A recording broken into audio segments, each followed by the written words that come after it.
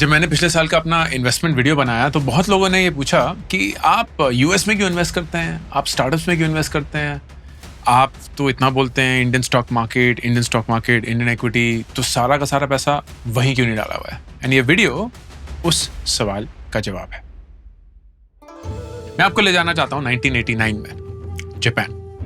बड़ा खूबसूरत देश है एंड उस समय पे जापान इंसेन लेवल पे था। दुनिया की 50 सबसे बड़ी कंपनियों में से 32 कंपनियां जापान से थी। हार्वर्ड के प्रोफेसर्स लिख रहे थे Japan number 1। Imperial palace Tokyo में जो है उसकी पूरी वैल्यू कैलिफोर्निया से भी ज्यादा थी। और हर एक इन्वेस्टर को पता था कि Japan is going to dominate the 21st century. Japan का जो स्टॉक इंडेक्स है which is called Nikkei, NIKKEI, that was around 39,000 in December 1989 और फिर वो 82% गिर गया, 82%, which is still okay. But here is what was even more shocking. उस number को वापस उसी 39,000 पे पहुंचने के लिए 34 साल लग गए। मतलब एक इन्वेस्टर ने अगर दिसंबर 1989 में जापान के इंडेक्स में इन्वेस्ट किया होता, for the next 34 years, their compounded annual growth rate would be 1.1%. अब ये मैं आपको क्यों बता रहा हूँ? क्या भारत की दिशा जापान जैसे होने वाली है? क्या हम भी 34 साल स्टैग्नेंट रहेंगे? नहीं, it's a far bigger concern, which is also the uncomfortable truth about your portfolio. Bharat का stock market is about 4% of the world's market cap. मतलब अगर आपने 100% अपना भारत में पैसा डाला हुआ है, you are exposed to 4% of the entire world. 96% दुनिया आपकी रीच में डायरेक्टली तो नहीं है। अगर आप आरबीआई की रिपोर्ट पढ़ेंगे and you will try and assess कि देश का जो वेल्थ है वो कहाँ एग्रीगेटेड है। 77% तो रियल एस्टेट है, 11% सोना है, गोल्ड, 7% ड्यूरेबल्स में, वो आपका गाड़ी है, आपका फोन है वगैरह, और फिर जो बाकी के 5% है उसमें आपकी सारी इन्वेस्टमेंट है। वो आपके बैंक डिपॉजिट है, आपका पीएफ है, आपके स्टॉक मार्केट है, आपका म्यूचुअल फंड है, 5%। तो आप सोचिए कितना सारा एग्रीगेशन सिर्फ एक ही देश की फ्यूचर पे निर्भर है। एंड मैं ये नहीं बोल रहा हूँ कि इस देश का फ्यूचर सिक्योर नहीं है, एक्साइटिंग नहीं है, ग्रोथ नहीं है, पर मैं ये बोल रहा हूँ कि अगर आपके पास 100 रुपए होते हैं, क्या आप पूरे के पूरे 100 रुपए अगर आप कहीं भी इन्वेस्ट कर सकते थे, एक ऐसी जगह पे करेंगे जो 4% ऑफ टोटल वर्ल्ड रिप्रेजेंट करता है? Maybe not. And that is how you have to start thinking about your portfolio. आप जापान को देख लीजिए। 1988 में अगर मैं आपको टोक्यो ले जाता, अलग ही लेवल चल रहा था। जापानीज कंपनीज दुनिया भर की कंपनीज खरीद रही थी, सेव कर करके लोग इन्वेस्ट कर रहे हैं। American business schools Japanese management technique सिखा रही हैं। And there was general consensus कि बाय ईयर 2000 और so Japan would be the largest economy in the world. And then it stopped. जहां दुनिया की सबसे बड़ी 50 कंपनियों में से 32 कंपनियां जापान की थी, आज अगर आप देखेंगे टॉप 30 में एक भी नहीं है। पर आप बोलेंगे यार ये तो जापान की कहानी सुन के ना हम पक चुके हैं, सारे इन्वेस्टर्स यही कहानी बताते हैं। चाइना ले लेते हैं। 2020 में centre for economics and business research ने प्रेडिक्ट किया कि China will overtake the US as the largest economy by 2028, because पिछले 20 साल चाइना ने तोड़फोड़ मचाई थी। इंफ्रास्ट्रक्चर अनपैरेलल्ड, 800 मिलियन लोगों को पॉवर्टी से निकाल कर एम्प्लॉयमेंट दिया, इनकम जनरेट करी। फरवरी 2021 में the CSI 500, which is the Chinese stock market index, it peaked at about 5,800 or so. In February 2024 आते it had fallen by 47%. China का largest real estate developer Evergrande, they collapsed. 77 property developers defaulted on their debt. और real estate Chinese GDP का करीब 30% हिस्सा है. So clearly massive contribution and thus massive impact. But सबसे ज़्यादा बड़ा झटका demographically दिखने लगा. China का birth rate started to decline. 2025 में China had about 7.92 million births, which is the lowest since the Republic of China was formed. 3 साल लगे सुपर पावर इनएविटेबल चाइना से चाइना पीक कर गया है की स्टोरी पहुंचने में। और फिर तीसरा फाइनल एग्जांपल ब्राजील। एक एक्रोनिम बहुत साल पहले शुरू हुआ था which was to represent the emerging world order, BRIC, BRIC. Brazil, Russia, India, China. Brazil ना सिर्फ अल्फाबेटिकली नंबर 1 था, it was considered to be the best of these 4 when it came to potential.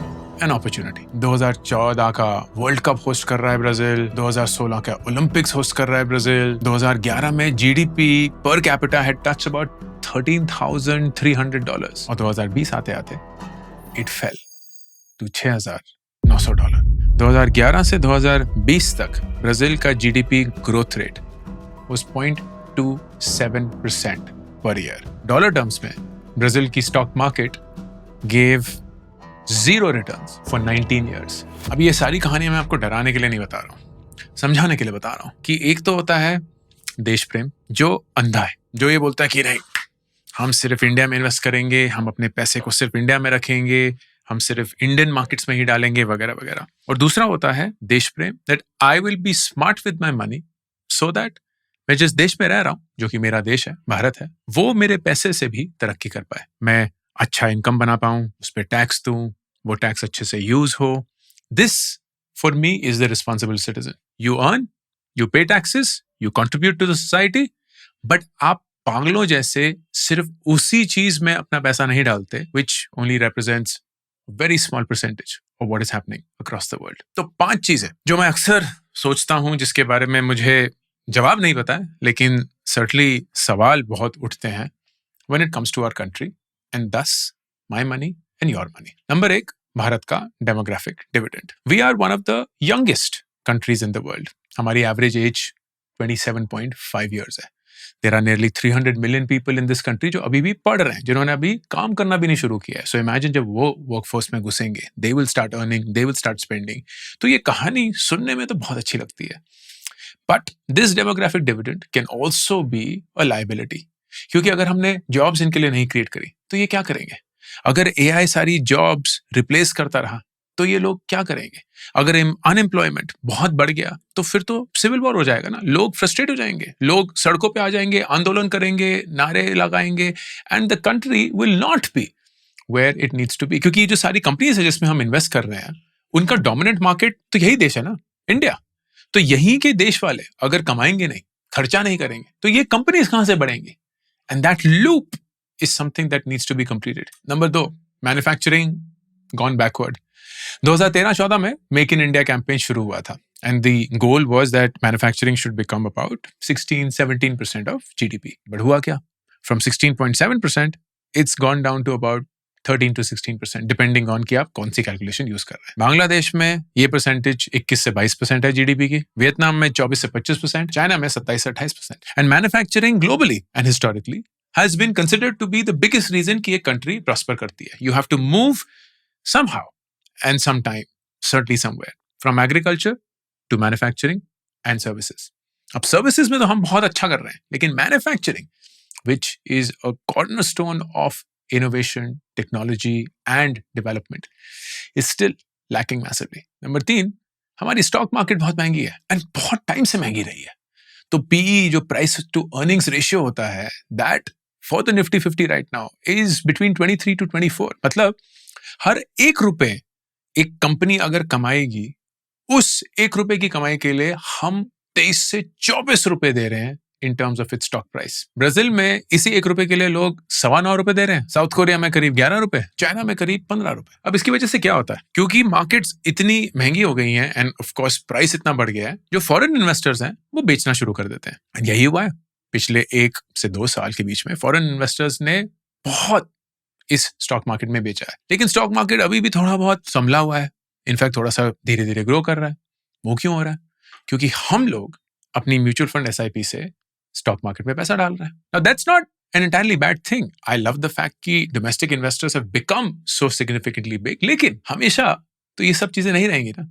किसी point पे जो retail investors हैं, हम और आप हैं, हमें पैसे की जरूरत होगी, या हम थोड़ा नर्वस हो जाएंगे कि कहीं कोई जंग चल रही है, कहीं कुछ और छिड़ गया है, कहीं कुछ और हो गया है, whatever.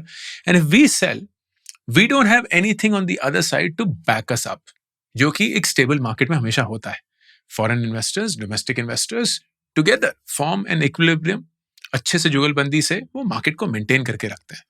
लेकिन पिछले 1-1.5 साल में कम से कम हमारे फॉरेन इन्वेस्टर्स ने अपना पैसा बेच के निकलने की कोशिश करी है, एंड रिटेल डोमेस्टिक इन्वेस्टर्स पैसा डाले जा रहे हैं, where SIP inflows have gone to the highest. And all of this is because earnings जो है वो उतनी तेजी से नहीं बढ़ रही हैं जितनी तेजी से स्टॉक मार्केट बढ़ रहा है। और फाइनली पांचवी, शायद सबसे बड़ी चीज, हमारा देश ना देश नहीं है, बहुत सारे छोटे छोटे देशों का एक मिलन है। We are incredibly diverse and that diversity shows financially and economically as well. Bihar का पर कैपिटा जीडीपी $6.25 से $800 के बीच में है, which is the GDP per capita of a place like Somalia. Karnataka का जीडीपी पर कैपिटा $4,000 है। देश के 5 state nearly 50% of GDP contribute करते हैं, सिर्फ 5। बिहार और UP alone have a combined population of 350 million people, bigger than that of the US.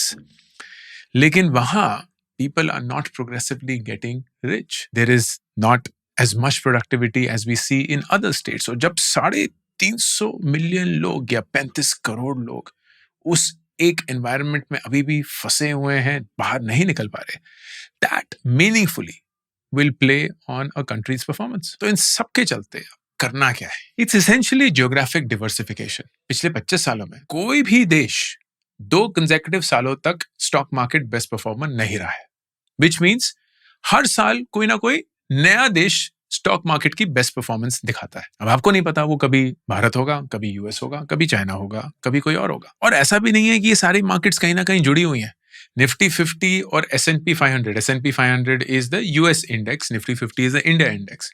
उसका correlation 0.34% है। इसका मतलब अगर S&P 500 बढ़ता है तो जरूरी नहीं है कि निफ्टी 50 बढ़ेगा। वो दोनों ऑलमोस्ट इंडिपेंडेंटली बिहेव करते हैं टू द एक्सटेंट ऑफ 66%। 34% ही है ऐसा लग रहा है कि वो जुड़े हुए हैं, लेकिन लगभग ज्यादातर वो इंडिपेंडेंटली बिहेव करते हैं। तो यहां क्या चल रहा है, वहां क्या हो रहा है, वो भी जुड़ा हुआ नहीं है। And then the big thing is the dollar appreciation और द रुपी डिप्रिसिएशन। 20 साल में करीब 45 रुपए से हम नियरली 90 रुपए तक पहुंच चुके हैं, which is 100% increase for the dollar in 20 years. Which means आपने अगर 20 साल पहले इंडियन रुपीस को डॉलर में कन्वर्ट करके बाहर कहीं इन्वेस्ट किया होता एंड वो किसी भी कारणवश अगर फ्लैट रहा होता, तब भी आपका पैसा 20 साल के बाद दुगना हो गया होता अगर आप उसको वापस देश ले आते, क्योंकि डॉलर बढ़ गया। एंड दैट्स क्रेजी राइट, कि स्टॉक मार्केट ने परफॉर्म नहीं किया, लेकिन क्योंकि करेंसी डीवैल्यू होती रही है, डेप्रिशिएट होती रही, डीवैल्यू नहीं, You gained because of that. And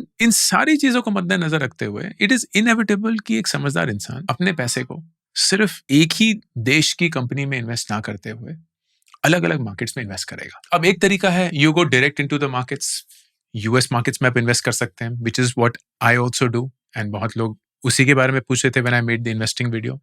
I'll make a separate video on US investing क्योंकि वो थोड़ा सा टेक्निकल हो जाता है, and I'll give you everything there. But US investing and in fact any international investing is covered under something called LRS, Liberalized Remittance Scheme, कि $250,000, which would be about 2.5 crore रुपए मोटा मोटा, is the amount you can send outside of India as a retail investor. वो आप किसी भी कारण के लिए भेज सकते हैं, आप इन्वेस्ट करने के लिए भेज सकते हैं, बच्चों की पढ़ाई के लिए भेज सकते हैं, आप ट्रैवल के लिए खर्च कर सकते हैं वगैरह। एंड 2.5 करोड़ बहुत होता है, इतने पैसे तो हम बहुत सारे लोग हम में से इन्वेस्ट नहीं करेंगे कभी। तो ये अलाउंस पर पर्सन होता है, अगर 2 लोग हैं तो 5 करोड़, अगर 4 लोग हैं तो 10 करोड़ वगैरह वगैरह। तो that is the mechanism through which you invest in international markets. लेकिन इस देश में बैठे बैठे आप इंटरनेशनल मार्केट्स को एक्सेस कर सकते हैं through ETFs, and I wanted to name a few of them. ये प्रमोटेड पोस्ट नहीं है, ना ही एक रिकमेंडेशन है, मैं ये नहीं बोल रहा हूं कि आप इनको खरीदें। It is simply for information से कि ये सब जो है they are available as options to the Indian consumers. Nippon India का ETF है हांग सेंग का, which is the Hong Kong Stock Exchange, उसको ट्रैक करता है। अगर आप देखेंगे पिछले 5 साल में it's given 59.81% returns, which is on an average say around 11 to 12%, matching Nifty 50, but at least diversified. फिर मिराया एसेट का NYSE FANG Plus है, which is basically a technology focused ETF. इसने 5 साल में बहुत अच्छे रिटर्न दिए हैं, because technology in the last 5 years particularly in the US explode करा है। तो अगर 208% रिटर्न मिला है 5 साल के अंदर, मतलब ऑन एन एवरेज साल का 35 से 40% रिटर्न रहा है, विच इज इनसेन। मिराया एसेट का ही S&P 500 है, which is just tracking the US stock market. 5 साल में इसने भी बहुत अच्छा परफॉर्मेंस दिया है, ऑलमोस्ट 150%। तो मतलब ऑन एन एवरेज 25 से 30% साल के in the last 5 years। Motilal Oswal का NASDAQ 100 है, which is the top 100 companies listed on the NASDAQ stock exchange. इसने भी around 5 साल में 140%, तो वही 25 से 30%। And then there is Motilal Oswal का NASDAQ Q50, which is 5 साल के अंदर around 50%, so around 9 to 10% every year. It's not so much the returns that matter, it is more of the fact कि आप इन ETF से अलग अलग मार्केट्स के अलग अलग सेगमेंट्स को भी टैप कर सकते हैं without necessarily sending your money outside of the country. Outside of the country तो हमेशा एक ऑप्शन रहेगा ही, but at least these could be great starts. And अगर आप एक समझदार इन्वेस्टर हैं, एक मैच्योर इन्वेस्टर हैं, then जो SIP आप म्यूचुअल फंड्स के लिए करते हैं in India, whether it is a large cap, a mid cap, a small cap, वही SIPs आप इन सारे ETFs के लिए भी कर सकते हैं and try and diversify yourself into markets that are not just India but about managing your money well. Ultimately, अगर आप इस देश में रहना चाहते हैं, मैं कम से कम रहना चाहता हूं, I want my money to keep growing so that I keep spending and keep growing this market and this economy in my own small way. तो जितना मैं मुनाफा कमाऊंगा उतना ही सरकार कमाएगी, उतना ही रिटेल इंडस्ट्री मुझसे कमाएगी, उतना ही मैं खर्च करूंगा, उतना ही I will act as the right citizen. And that's why मेरा ऑब्जेक्टिव देश प्रेम की भावना में सिर्फ देश में इन्वेस्ट करना नहीं है, देश की कंपनीज में इन्वेस्ट करना ही नहीं है.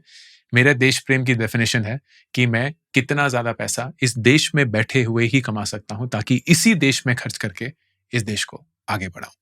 And I feel if history is anything to go by, then the diversification of your money is an important aspect to cover. I hope this was useful. Ankur Warikoo, signing off. I'm super thrilled to announce my new latest project, India Genius Challenge. ये एक nationwide hunt है भारत के brightest young students का, aged between 13 to 15 years. एक online round followed by the national finals that will happen in Delhi, जहां सबसे brightest students को मिलेगी 10 लाख रुपए की स्कॉलरशिप. ऑनलाइन राउंड्स में daily, weekly, monthly winners announce होंगे. उनको मिलेंगे iPhones, iPads, PS5s, books, trophies, certificates and a lot more, all leading to the national finals happening in Delhi. Please, अगर आप किसी 13 से 15 साल के बच्चे को जानते हैं, आपके परिवार में कोई है या आप खुद वो हैं, then log on to indiageniuschallenge.com and start playing the challenge.